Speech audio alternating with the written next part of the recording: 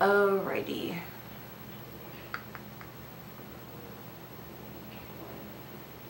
Welcome back to the channel. Today we're gonna be doing something that I started doing last year, giving my predictions for the Academy Awards nominations.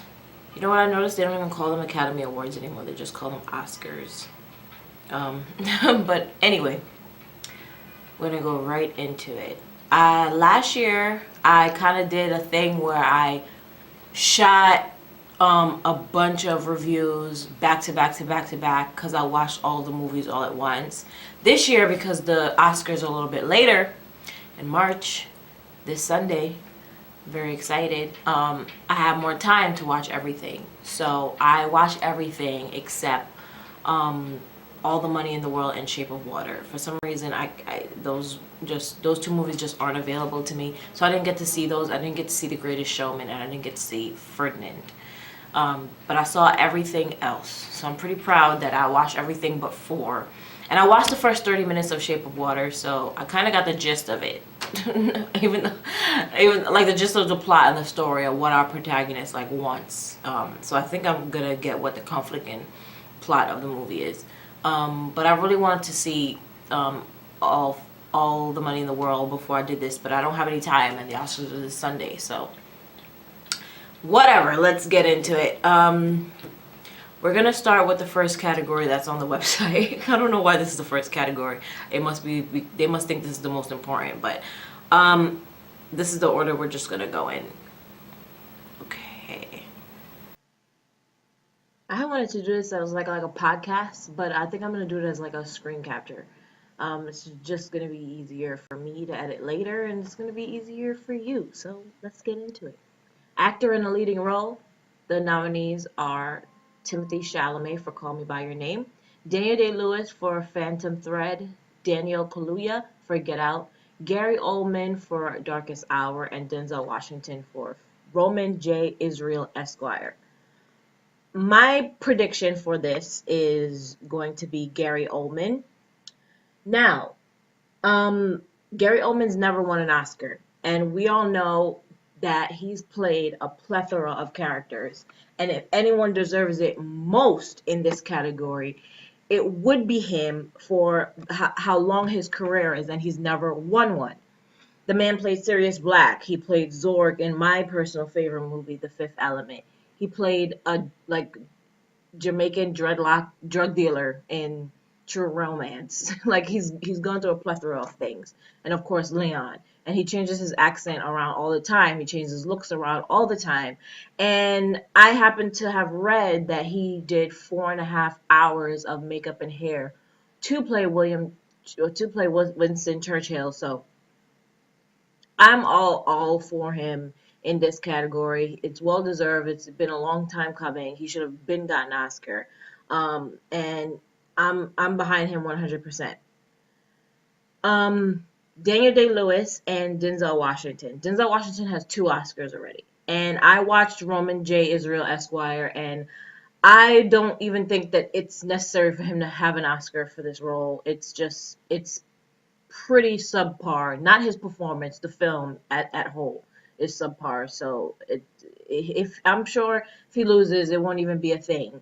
Like it was last year. It was supposed to be last year that he won, not this year. Daniel Day-Lewis, this is I think he went on record as saying this is his last film, that he's retiring after this, which makes all of us sad. We don't want him to leave, but he doesn't do movies all that often.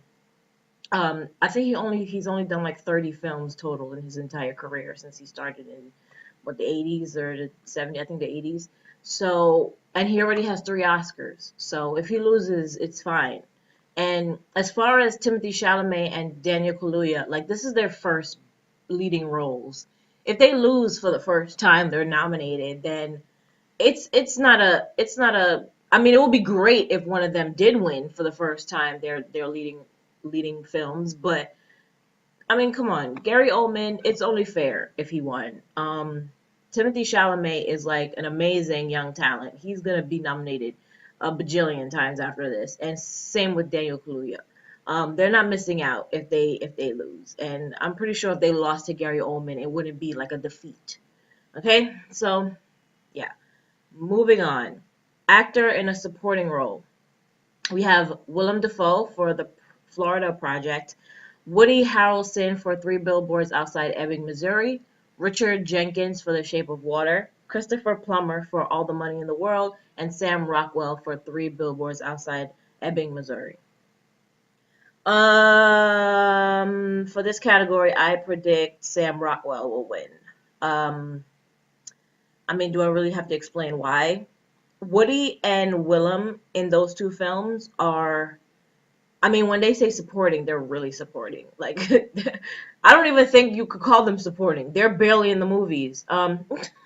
Willem Dafoe is in the Florida Project more than Woody is in Three Billboards. But as far as a character that's like supporting character to me feels like the next leading, and it's out of everyone in this category, Sam Rockwell is the most that's supporting to me, and the best out of the other two, Richard Jenkins and Christopher Plummer. Oh man, it would be great to see Richard Jenkins get an Oscar though, because he's never won one. Um, but yeah, he was great in Shape of Water. This is kind of up in the air, but my first pick would be Sam Rockwell. I just love Sam Rockwell, and he's been like the independent film guy for the longest. So it would be nice to see him win it. Christopher Plummer already has one. He did get his first one very, very, very late in his career, but he finally got one. And it's amazing that he was even nominated after he did reshoots when they kicked Spacey out. So that's pretty dope. Okay, so my money is on Sam Rockwell for that category. Moving on, we have actress in a leading role. And we have Sally Hawken for The Shape of Water, Frances McDormand for Three Billboards Outside Ebbing, Missouri, Margot Robbie for I, Tonya, Saoirse Ronan for Lady Bird, and Meryl Streep for The Post. Um, this just get. I'm so annoyed. I'm so annoyed with Meryl Streep taking up Michelle Williams' spot. Michelle Williams could have been nominated in this category. Like, why does Meryl always have to be in here? Like, it's time for her to not be nominated for stuff anymore.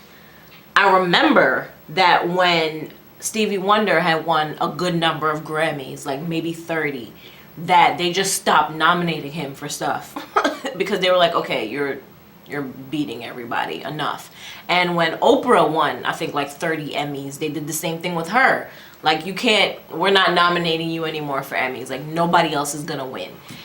Walt Disney, same thing, won 30 Oscars, and they were like, okay, that's enough now. You're not getting any more Oscars. Nobody else is gonna win. When are they gonna do that with Meryl? Yes, she hasn't won a 30 Oscars, but she's won 3. Maybe you leave that spot for somebody else who did stellar this year. Like Michelle Williams, like I just said, and somebody who I'm very devastated isn't in this category, Jessica Chastain, who I adore and thought was amazing in Molly's Game. The fact that she's not in here is devastating to me. But for some reason, Meryl is. Not that Meryl isn't great, but come on. Come on. All the evidence I just said. Come on now. Enough now. My prediction for this category is, I mean, obviously it's going to be Frances McDormand anyway. Meryl Streep isn't going to win anyway, but still, you could have nominated somebody else. Being nominated for your work in a film is a big deal, and Jessica and Michelle missed out on that because of Meryl. So, my money is on Frances McDormand in this category. It would be nice if Margot Robbie had won it, because she was really great in I, Tonya. But it's more of a dark comedy. It's not, dramatic, and they would more so give it to someone who did a dramatic role than a dark comedy. Unfortunately, same thing goes for Saoirse Ronan. I'm glad she was nominated again. She's been nominated a lot for being so young. She first time I think she was nominated for Atonement, and then again for Brooklyn. So good for her, good for her. But Frances McDormand is my pick. Okay, next we have actress in a supporting role: Meryl Streep in Mudbound, Allison Janney for I, Tonya, Leslie Manville for Phantom Thread, Laurie Metcalf for Lady Bird, and Octavia Spencer for The Shape of Water. Off rip, when I saw this, I was just so happy for Allison Janney and Meryl Streep. I was just like, come on, not Meryl Streep, Mary J. Blige. Meryl Streep is just in my head now. She's in my head. That probably happens to the Academy. They're just like, Meryl Streep, Meryl Streep, Meryl Streep. Just nominate her, regardless. Just nominate her. Anyway, off that. For this category, I was really happy for Allison Janney and Mary J. Blige because, man, and I saw Mudbound. It's easy to see. It's on Netflix. So, I mean, come on, who hasn't seen it? If you haven't seen it, then you're just being difficult. Go see Mudbound. It's really good. It's exceptional, actually. Um, Allison Janney, and I know I'm gonna like put my foot in my mouth because of what I just said about Margot Robbie. Allison Janney is my pick for this category. Yes, I sound like a hypocrite because I just said that they wouldn't give it to someone who did a dramatic role over a dark comedy. But if you look at this category, most of the nominees here are for kind of dark comedy. The Phantom Thread is just drama, but there's comedy in it. Daniel Day-Lewis has his funny moments in it. Um, and Laura Metcalf, of course, Lady Bird is a dark comedy. And Octavia Spencer has her comedy moments in The Shape of Water. So as far as the 30 minutes that I've seen, so yeah, most of this category is that. My pick is definitely Allison Janney though, and she would deserve it. She's won so many Emmys and never won a Golden Globe until this movie, and now she's nominated for an Oscar. Come on, you gotta give it to her. She's my pick. I'm very proud of Mary J. Blige getting her first Oscar nomination for acting.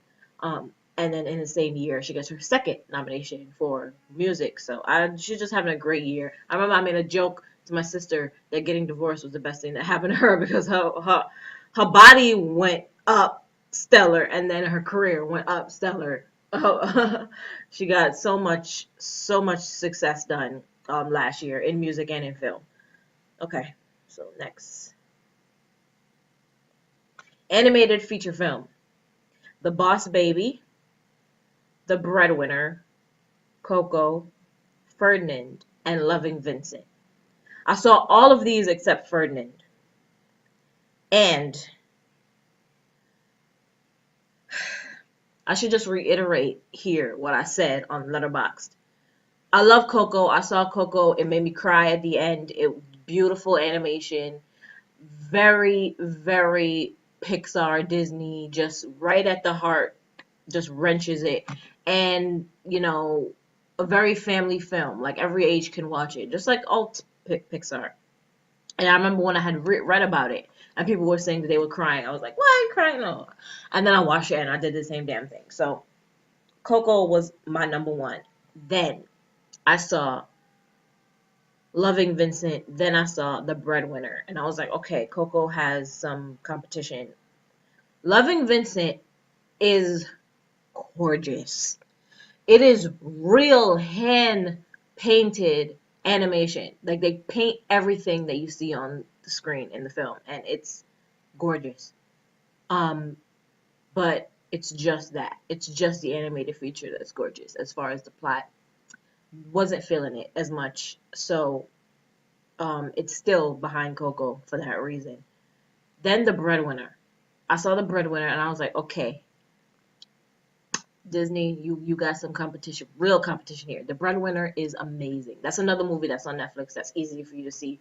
And I was so happy when I saw it on Netflix too because I couldn't find it anywhere and it wasn't playing at any theater. It was only playing at independent theaters and I'm not going wherever the independent theaters are because they're always more expensive and just they play during times when I'm probably at work or something. So I was like, no. So when I saw it on Netflix, I was back flipping. I was so happy and I saw it and it's amazing and it's better than Coco. But Coco is Coco. Coco is Disney, so it's probably going to win. But my prediction, my money, I would love for The Breadwinner to win. It is an amazing movie, and I found out at the end that it was executive produced by Angelina Jolie, and it's based on a book, a children's book from I think 2000. But the film itself is based on Afghanistan, Taliban taking over. Taliban run Afghanistan in 9/11. In 2011. So it's just really great, and it just gave me Mulan vibes, and I love Mulan. So my money is on that, and I love the Boss Baby. I mean, I saw all of these, um, except Ferdinand. I saw all of them in the order of how they got better. Like I saw the Boss Baby, and I was like, wow, oh my god. And then I saw Coco, and I was like, oh, whoa, whoa, better. And then I saw Loving Vincent, I was like, oh, nice. And then I saw The Breadwinner, and I was like, animation was amazing last year. I didn't see Ferdinand, but I'm pretty sure that was good too. But that's not my pick. My pick is Coco or The Breadwinner. Breadwinner being number one. Next, we have cinematography. Blade Runner 2049, Darkest Hour, Dunkirk, Mudbound, and The Shape of Water.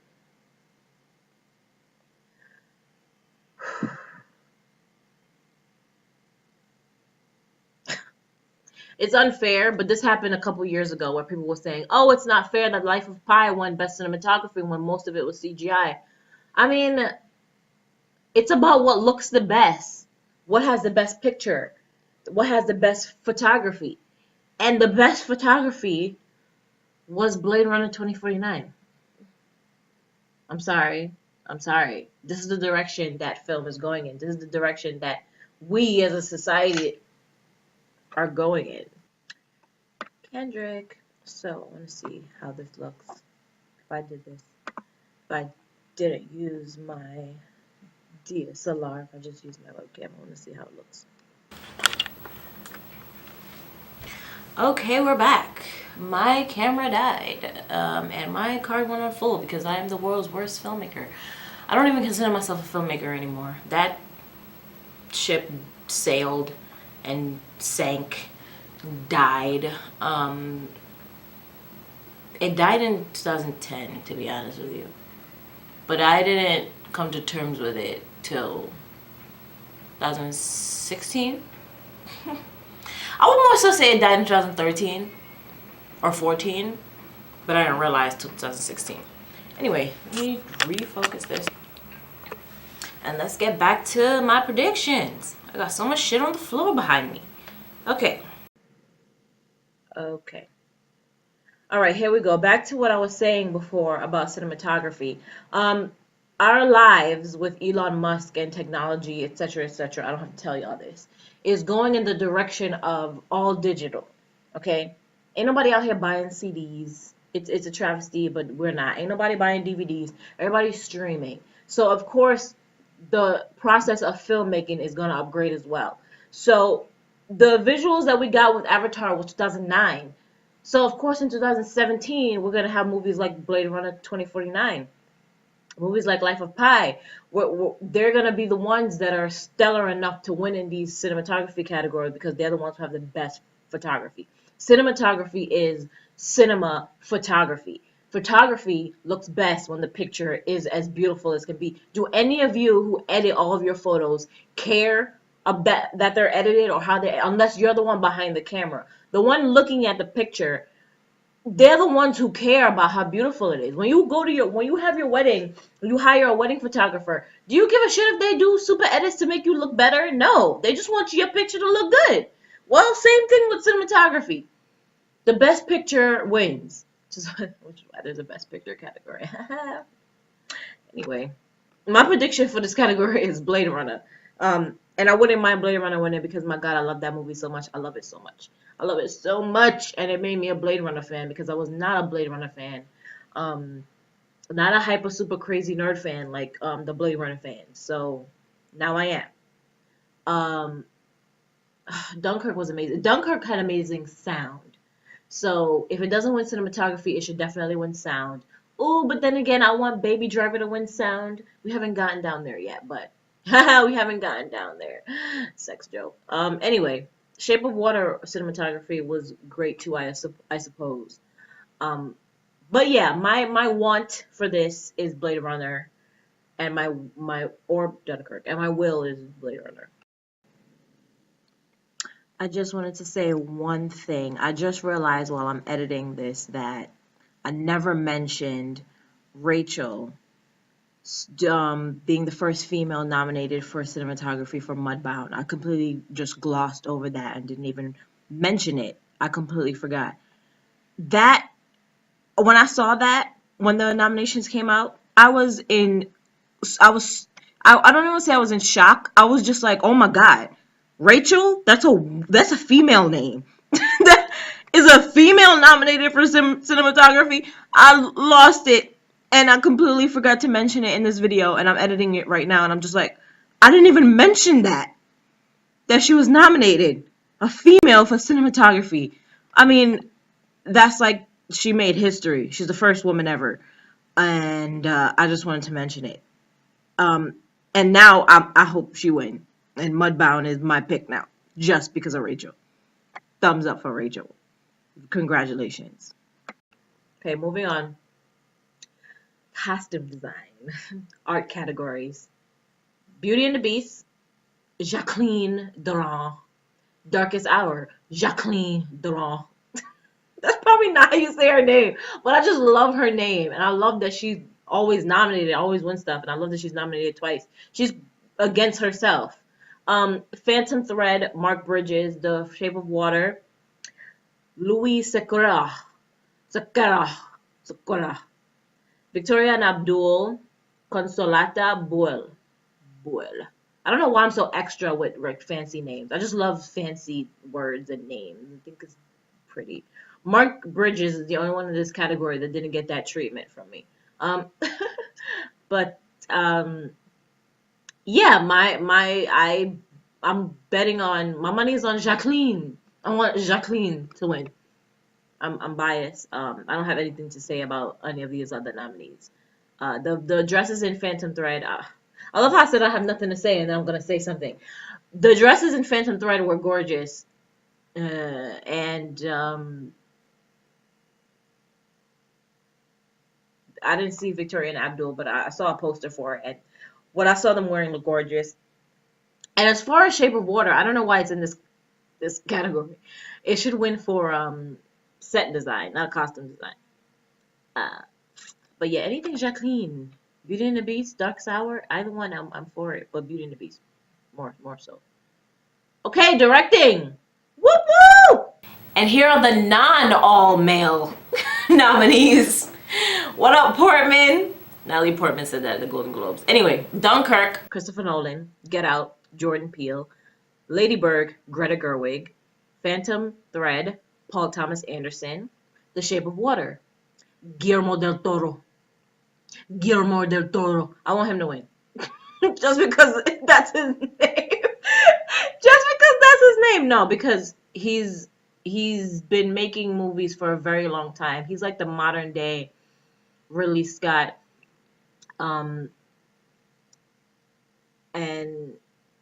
I think he's just wonderful, that he just loves movies and he loves creating these different monsters. I just think that he's a true filmmaker and one of the auteurs that we're missing nowadays. And I want him to win. This is a great category. Everybody in this, everyone nominated here is amazing direction. Everyone did amazing direct. Jordan Peele, Get Out. I mean, this is amazing. I don't have to say anything about this. Y'all know that Nolan and Jordan Peele and Greta Gerwig and Anderson and Del Toro are amazing visionaries, and they always bring it to the table. And I'm saying always, like Gerwig and Peele direct all the time. That's both of their first movies and they're nominated. That right there just says a lot. I'm rooting for anybody in this category. I'm 5 for 5, but if Del Toro won, it would be so great.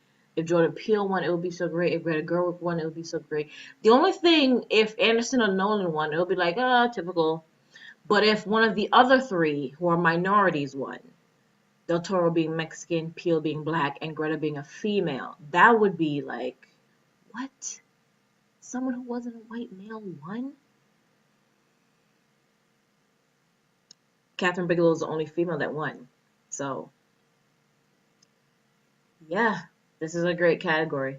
I'm very pleased with all these nominations. I know Spielberg is tight that he's not in here, but I'm not. I'm not tight that he's not in here. I think they did a good job with these nominees. I'm all for it. So The Want is Del Toro. The Want is Del Toro and Peele. Sorry. And The Will is probably Del Toro. I'm gonna skip over documentary feature because I didn't see any of them. Unfortunately, I can never find them. I didn't see any short films either, except for the Dear Basketball, the Kobe one, because that one was actually available on Strong Island. Strong Island is on Netflix. I can watch that. Okay, my prediction is now Strong Island. I didn't know Strong Island was nominated. Strong Island is on Netflix, and I'm pretty sure it's great because I saw the trailer for it. So my pick is that. It's a biased pick because I didn't see any of the other ones, but that's my pick.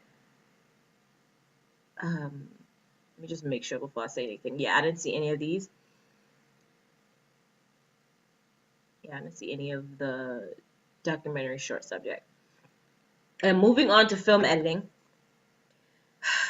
Baby Driver, Dunkirk, I, Tonya, The Shape of Water, and Three Billboards Outside Ebbing, Missouri. I'm so biased when it comes to film editing because I love editing. I used to love editing myself. I used to love to do it. Now I just love to watch the editing in film. It's heartbreaking because I went to school for it, but I lost my love for it anyway, which is why I'm doing this because I don't want to edit. But knowing me, I'm probably gonna edit anyway.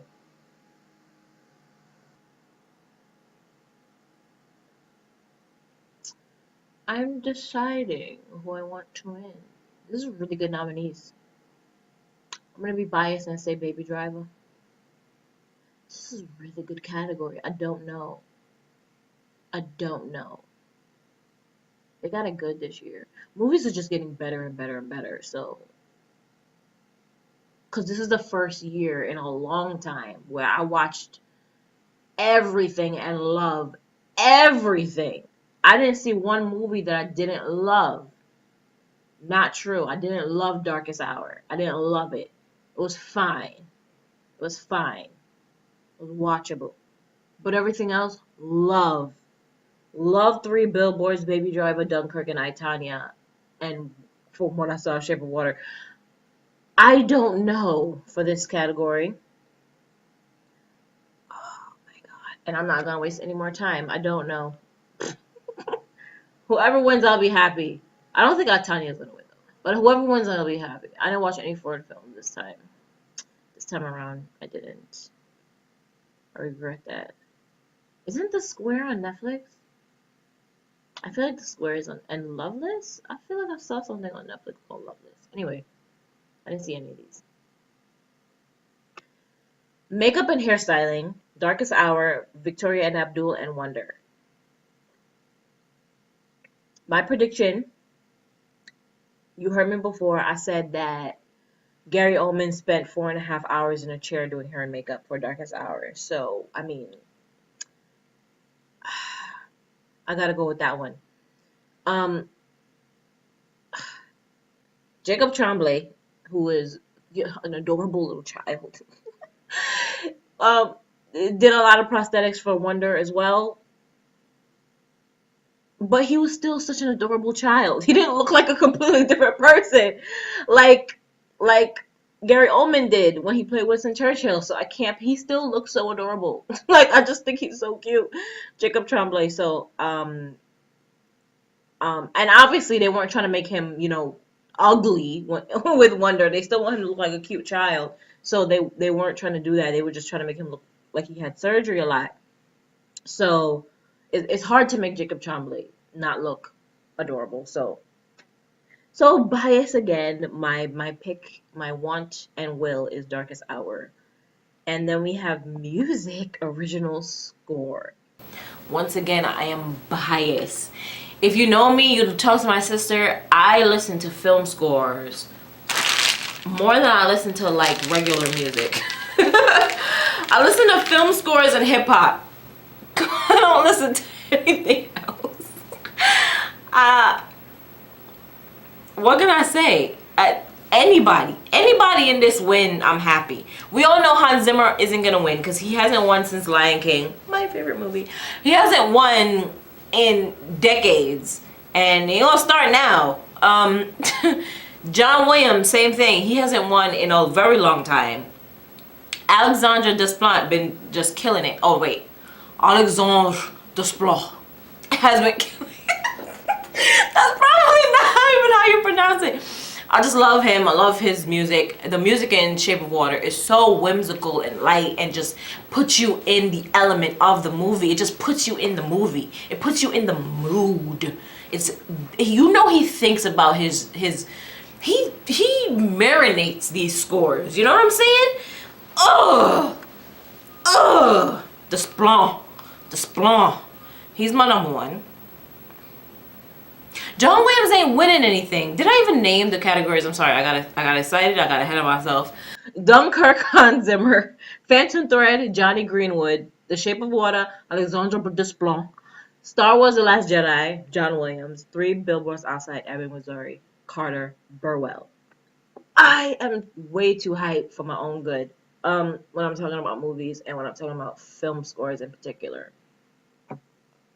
I want Alexandre Desplat to win, and I think he will win. I don't know if the score in 3 Billboards is that memorable, but because 3 Billboards is such a big movie, it might win, but so was Shape of Water, so... Phantom Thread, the score in Phantom Thread was really great, and I've never heard of this Greenwood fella, but great stuff. Okay, so I'm done with that category. I want Desplat. And then we have music original song.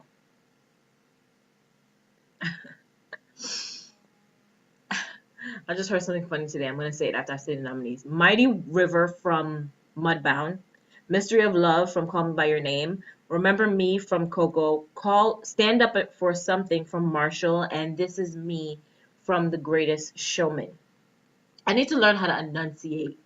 I need to talk and finish every word before I say the next. So, now, I heard something funny, read something funny on Twitter just today of someone saying, This Is Me isn't even the best song on The Greatest Showman. And I thought that was hilarious because it was just very, very random and out of nowhere. So, I don't want that to win because I didn't see The Greatest Showman and I didn't hear all of the songs. And if that isn't the best one, then I don't want that one to win because that happened to me last year with La La Land, where my not favorite song, and in my opinion, not the best song in the movie, won an Oscar over a better one. And then we have Mystery of Love from Call Me By Your Name. I mean, Call Me By Your Name. It's such a sensual, beautiful movie that just, it calms you. And I need that because I'm so hyped off films. So I need to be calmed down every now and then. So, yes. I'm definitely rooting for Sufjan Stevens. I don't know how to say his name. I'm rooting for him. Should I root for Diane Warren? She did Stand Up for Something from Marshall. Remember Me from Coco? Mighty River was a pretty great song. So my want is Mystery of Love. That's my prediction. And my will is probably Mighty River or Remember Me because god damn it, Disney, god damn it. They like to rake in them Oscars. So next we have the 1, 2, 3, 4, 5, 6, 7, 8, 9 Best Picture nominees. I don't know why the Oscars has it in this order. Best Picture, Call Me by Your Name. Darkest Hour, Dunkirk, Get Out, Lady Bird, Phantom Thread, The Post, The Shape of Water, and Three Billboards Outside Ebbing, Missouri. I mean, this is very hard to just determine who should win Best Picture. I predict.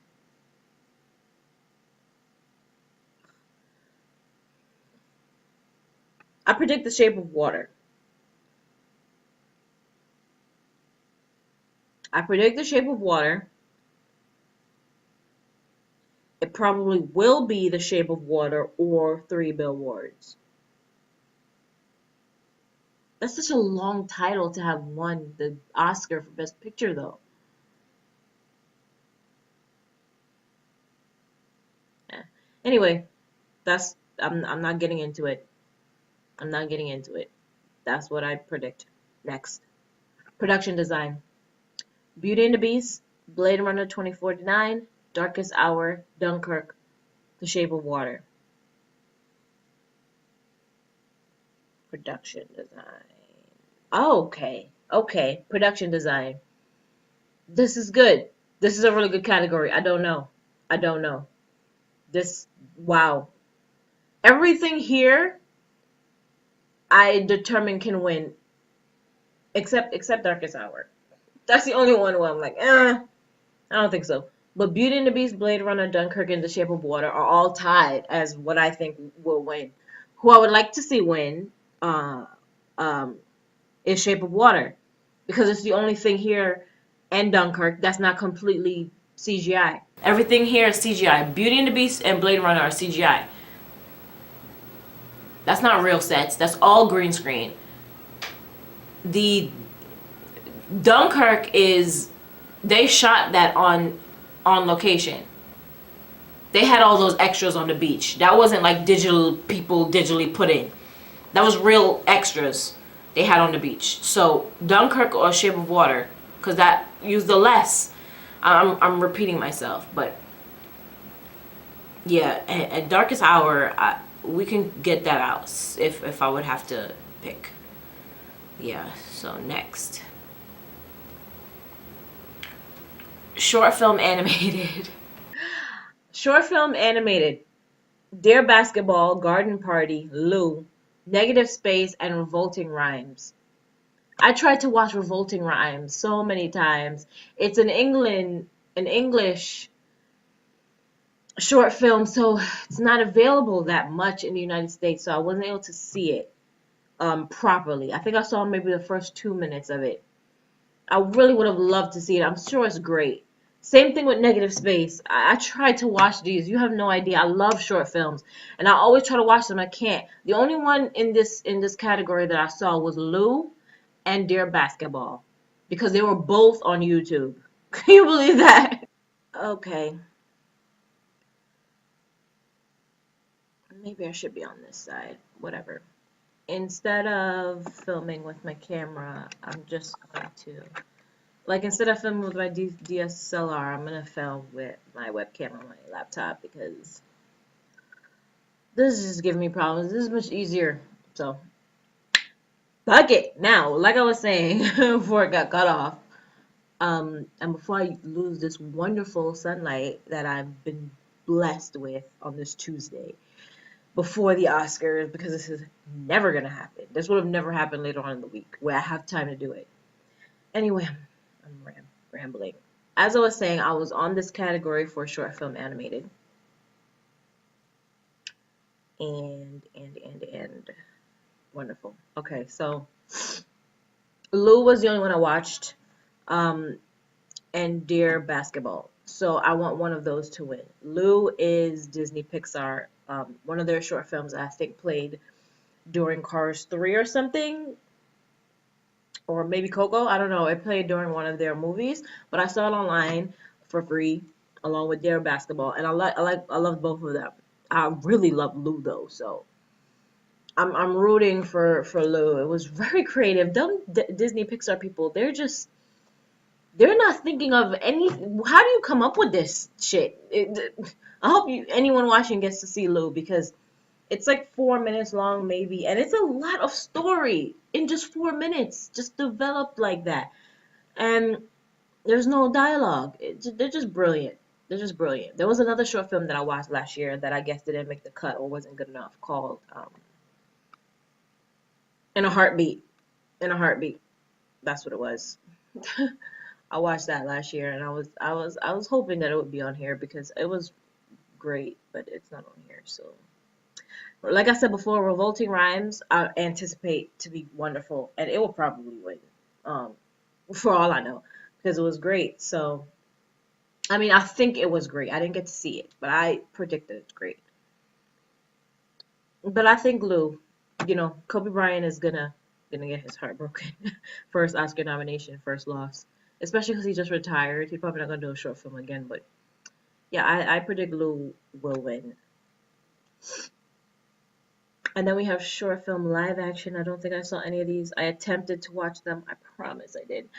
The Silent Child, I saw the filmmakers made a trailer trying to get people to fund it, and it looked really good. It was about a hearing impaired child, and I think she was trying to get her to get adopted or something. My Nephew Emmett is another one I tried to see, and I think I saw a trailer for that too, but I couldn't. I would have to go to the IFC theater, and I'm not doing that.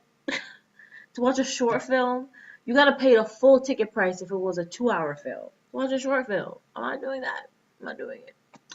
So yeah, and same thing with the 11 o'clock. I tried, couldn't find it. Oh, the Calb Elementary, the Calb Elementary. I think is gonna win. I didn't see it, but I saw the beginning, and it was terrifying. So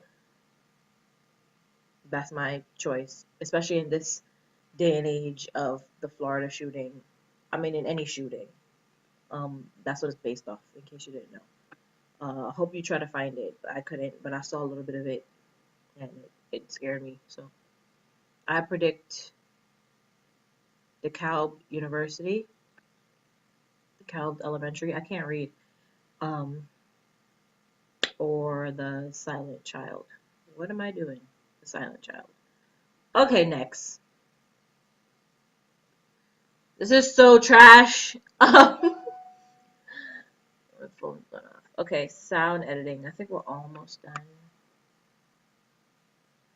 Almost done. Just sound mixing and like writing that's left. So, Baby Driver, Blade Runner 2049, Dunkirk, The Shape of Water, and Star Wars: The Last Jedi.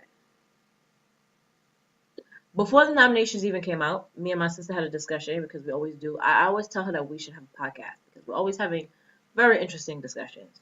I said to her, Baby Driver is gonna get nominated for sound for the Academy Awards, and it's gonna win for sound, either editing or mixing. It's gonna win for sound because you have Baby driving, and you hear every time he switches a gear, you hear the tires. You have him listening to music, and you hear that music. And then you have everybody else in the car talking to him, talking to each other. And then on top of that, you have all these gun violence, fire, gun shootouts. You hear all the bullets ricocheting off of everything. You hearing all of this damn sound mixed all together and edited all together, and it all sounds like it's all one sound. It doesn't sound like, not, the volume isn't louder here or lower here. Everything is just cohesive. So I knew that that was gonna happen. And then when the nominees came out, I was like, of course, Baby Driver was at the top of the list. I knew that. How could you not nominate Baby Driver for sound? Sound? That's the best thing about the damn movie. Outside of the plot and the action, the sound is amazing. With all that stuff that I just mentioned, um, it's amazing. So you already know who I think is gonna win in this category. For sound editing and sound mixing, even though we didn't get to that yet. Yeah, I want Baby Driver, and it probably will. unless they're biased towards one of these other movies, like Star Wars Last Jedi. The sound in that was really good too. So yeah. Okay, next. Nominees aren't that different. In fact, they're exactly the same. Sound mixing and sound editing are the exact same categories. Nominees. And same thing. Again, Baby Driver. I want that to win, and it probably will win. Bias. Okay, next. Visual effects. FX. VFX. VFX. Anyway, Blade Runner 2049, Guardians of the Galaxy Volume 2, Kong Skull Island, Star Wars The Last Jedi, and War for the Planet of the Apes. You know what? I want Blade Runner to win just because the rest of these damn titles are so goddamn loud. Long. They're so long.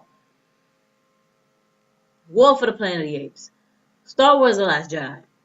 Kong Skull Island. Like, why do you have a semicolon? A colon. Not a semicolon. A colon. Why do you have a colon in your title? So, like, two of these movies, and one of them has a period for the volume 2 because they didn't want to put the whole word volume, so they abbreviated it. Come on right now. It's too damn long. It's too long. It's too long.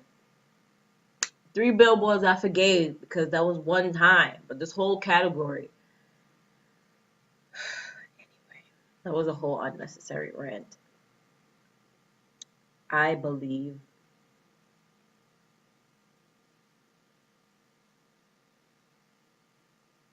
Guardians should win, I guess. I didn't even like that movie all that much as I like the first one, but I guess Guardians. Andy Serkis was in 2 of these movies. He played Snoke in The Last Jedi, and he played Caesar in Planet of the Apes. Did he play Kong in Kong? He played Kong in the last Kong, so I don't know if he played Kong in this one too, but yeah, Andy Serkis is in 2 of these. Yeah, I don't know. These are all great. These are all great. You got them in space in Blade Runner, Guardians, and Star Wars. They're all in space in those movies. On Kong and Planet of the Apes, they're both apes, people, but you think they're apes. So these are amazing VFX. These people are geniuses. I don't know. I'm just gonna pick my favorite movie out of all of these. Blade Runner. Blade Runner is my favorite, and Star Wars was my second favorite, and then Guardians is Kong was my third favorite, and then I didn't see Planet of the Apes, so I just didn't have any intention of seeing it. Plus, I didn't kind of watch the second one properly. Anyways, next. Writing. Yeah, you could tell that we're getting to categories I don't care for. When I'm just like, I don't give a fuck. But I do care about writing. Writing adapted screenplay. Call Me by Your Name by James Ivory. The Disaster Artist by Scott and Michael H. Weber. Logan by Scott Frank and James Mangold and Michael Green. Story by James Mangold. Molly's Game, written for the screen by Aaron Sorkin. Mudbound, screenplay by Virgil Williams and Dee Reeves. I think Dee Reeves is amazing. She did a short film a few years back called Pariah. It was the first time that introduced me to her work. Very good. I'm very glad she's nominated here. I need to finish this and get it up now because not only the sun going down, I got stuff to do. Okay. Now.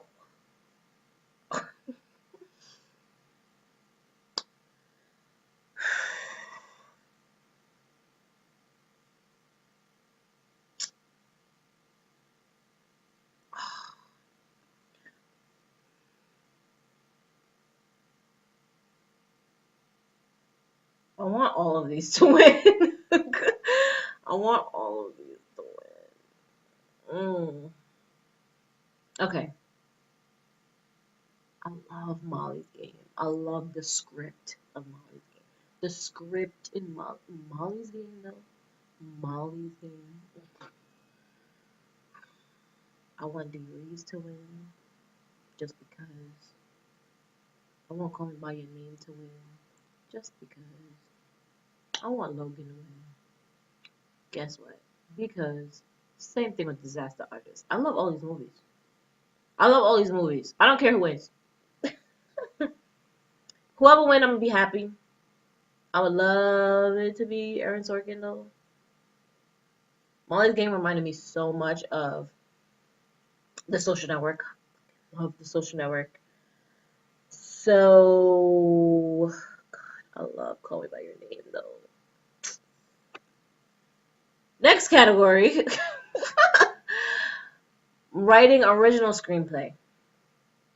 The Big Sick, Get Out, Lady Bird, The Shape of Water, and I was gonna say free. Free billboards outside Ebbing, Missouri. In England, they say free. They don't say three. Anyway. Okay. Original. The most original thing on here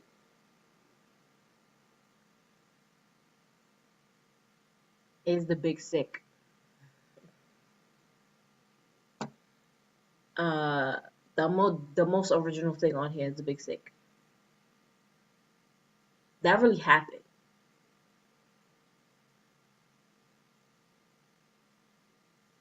Can you imagine if that won? Can you imagine if that won over Shape of Water and Get Out? The Big Sick? A straight comedy? It has drama in it, but the most like straight comedy? Come on. Fuck. This is another really hard category. The writing categories always get me. I don't know. I don't know. I don't know. I don't know. Best writing for original script. I don't know. I don't know. I don't know. I predict. I predict all of them. I predict all of them. This is terrible. I'm supposed to be telling you who I think might win. I think I Shape of Water. Shape of Water. I think it's gonna be between Shape of Water and Three Billboards.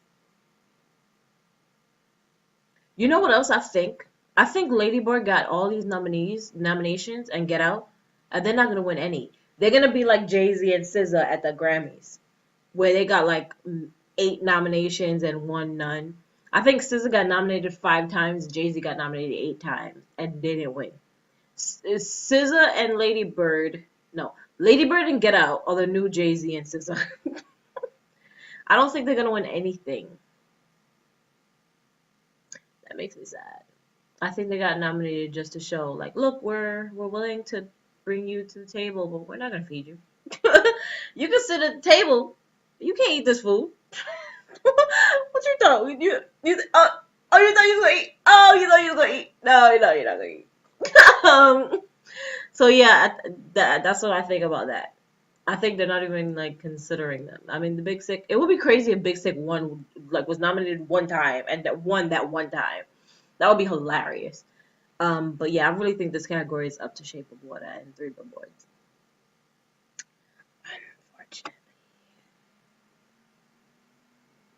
Um, because when you win for movies like that, you don't leave space for a lot of originality. Because people are like, oh, I'm gonna write something original, but it's not gonna be as good as Shape of Water, so it's gonna be shit. You know? And that's unfortunate, but that's how people think as well. So yeah, I should go back to this and actually pick some, but I don't know. It's looking at it again, I'm just I can't. Molly's Game, Call Me by Your Name. Molly's Game, Call Me by Your Name. It's between those two. I'm gonna win. Molly's Game, Call Me by Your Name. Molly's Game, Call Me by Your Name. I picked. So leave me alone. Okay, so I'm done now. I'm done. I'm gonna stop recording. This was fun. I might start doing this again. I probably won't ever do it again, but it's nice wishful thinking. Bye.